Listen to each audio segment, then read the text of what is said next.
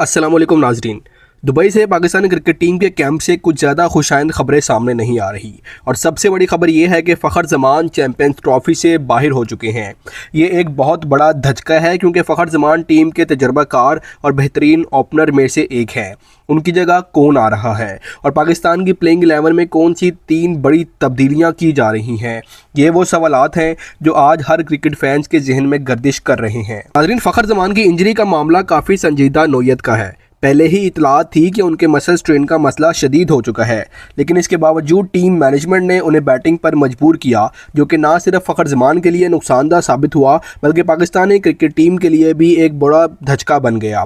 Doctors की report के मुताबिक फ़खर जमान को कम अज़ कम 15 दिन के लिए मुकम्मल आराम की हदायत की गई है। इसका मतलब ये है कि वह पाकिस्तान क्रिकेट टीम के साथ दुबई नहीं जा रहे और चैंपियंस ट्रॉफ़ी से बाहर हो गए हैं।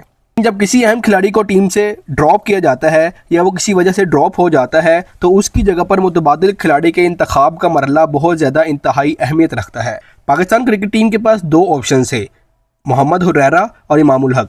अगर हम हालिया परफॉर्मेंसेस की बुनियाद पर देख तो मोहम्मद हुरैरा ने जनूबी अफ्रीका के खिलाफ वार्म अप मैच में अच्छी इनिंग्स खेली थी, जबकि इमामुल हक ने भी 97 रन की शानदार इनिंग्स खेली थी। लेकिन चूंकि पाकिस्तान टीम को एक लेफ्ट हैंडेड ओपनर की ज़रूरत थी और तजुर्बा भी मद्देनजर रखा गया, इसलिए पाकिस्तान ने इमामुल हक को फ़खर जमान की जगह पर टीम में शामिल कर लिया है। अब नाज़रीन, बात करते हैं पाकिस्तान की प्लेइंग 11 में होने वाली 3 बड़ी तब्दीलियों की। फ़खर जमान की जगह पर इमामुल हक को टीम में शामिल किया गया है। जैसा कि नाज़रीन जिक्र किया गया, फ़खर जमान की इंजरी के बाद इमामुल हक को टीम में शामिल कर लिया गया है। इमामुल हक एक तजर्बाकार बैटर हैं और पहले भी पाकिस्तान के लिए अच्छा खेल चुके हैं। उनकी शमूलियत से पाकिस्तान को एक मुस्तकिल ओपनर मिल जाएगा। इसी के साथ ही नाज़रीन दूसरी बड़ी तब्दीली बाबर आजम के हवाले से है। काफ़ी अरसे से शायकीन की जानिब से ये मुतालबा किया जा रहा था कि बाबर आजम को नंबर 3 पर बैटिंग करने दी जाए, क्योंकि उनका स्ट्राइक रेट पावर प्ले के दौरान ज़्यादा अच्छा नहीं होता। न्यूजीलैंड के खिलाफ मैच में भी यही बात सामने आई कि बाबर आजम ने बहुत स्लो इनिंग्स खेली, जिससे टीम को नुकसान हुआ। इसी वजह से नाज़रीन फैसला किया गया है कि बाबर आजम को ओपनिंग से हटाकर नंबर 3 पर भेजा जाएगा। तीसरी बड़ी तब्दीली साउथ शकील के हवाले से सामने आई है। साउथ शकील को पिछले मैच में ओपनिंग करनी पड़ी, लेकिन उन्होंने खुद कहा था कि वो ओपनिंग में कंफर्टेबल नहीं है। उनकी परफॉर्मेंस भी कुछ खास नहीं रही, जिसके बाद फैसला किया गया है कि उन्हें प्लेइंग 11 से ड्रॉप किया जाएगा और उनकी जगह पर उस्मान खान को बतौर ओपनर पाकिस्तानी टीम में शामिल किया जा चुका है। उस्मान खान बुनियादी तौर पर तो एक मिडिल ऑर्डर बैटर है, लेकिन टीम मैनेजमेंट उन्हें ओपनिंग करवाने जा रही है। लेकिन नाज़रीन, दिलचस्प बात यह है कि उस्मान खान की सिलेक्शन पर टीम मैनेजमेंट में इख्तलाफात पाया जाता है। खास तौर पर कोच आकिब जावेद को उस्मान खान ज़्यादा पसंद नहीं है और वो उन्हें एक मुकम्मल इंटरनेशनल मेयार का खिलाड़ी भी नहीं समझते। लेकिन मीडिया और अवाम के दबाव की वजह से उन्हें टीम में शामिल करने का फैसला किया गया है। अब पाकिस्तान का टॉप ऑर्डर मुकम्मल तौर पर तब्दील हो चुका है।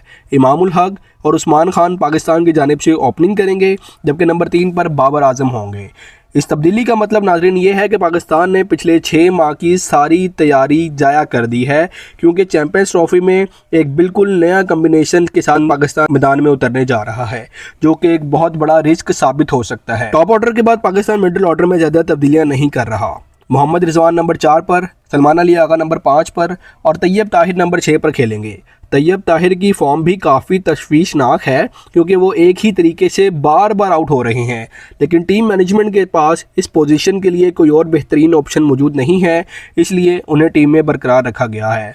इसी के साथ ही नाज़रीन खुशदिल शाह ने पिछले मैच में बेहतरीन कारकर्दगी दिखाई, इसलिए वो टीम में अपनी जगह बरकरार रखेंगे। दूसरी तरफ स्पिनर इब्रार अहमद की कारकर्दगी मजमूई तौर पर अच्छी रही, अगरचे आखिरी ओवर में वो महंगे साबित हुए, लेकिन उनके स्पेल मुतासिर कुन था, इसलिए उन्हें भी बरकरार रखा गया है। पाकिस्तानी बॉलिंग के हवाले से सबसे बड़ा सवाल हारिस रऊफ़ की फ़िटनेस पर है। अगरचे हारिस रऊफ़ ने पिछले मैच में 10 ओवर्स तो किए, लेकिन बार बार वो गैर आरामदा महसूस कर रहे थे और उनकी यॉर्कर्स में वो जान नज़र नहीं आई जो आम तौर पर उनकी खासियत होती है।